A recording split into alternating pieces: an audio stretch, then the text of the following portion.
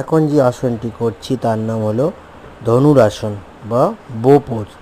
এই আসনটি করলে আমাদের মণিপুর চক্র অ্যাক্টিভেটেড হয় এবং এই আসনটি একটি ফরওয়ার্ড বেন্ডিং আসন।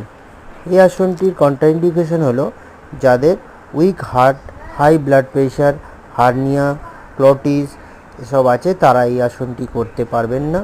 এবং এই আসনের বেনিফিট হলো রক্ত চলাচল স্বাভাবিক হয় এবং কিডনি, অ্যাড্রিনাল গ্ল্যান্ড টোন হয় এবং ব্যালেন্সিং হয় এবং লিভার প্যাঙ্ক্রিয়াসের ম্যাসেজ হয়। ওকে, এই আসনটি আমরা খালি পেটে করতে পারি ধীরে ধীরে।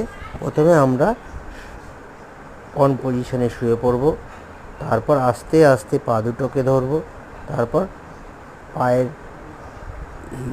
পাতা ধরে আস্তে আস্তে ওপর দিকে তুলব এবং রিলিজ হবো, একদম স্লোলি রিলিজ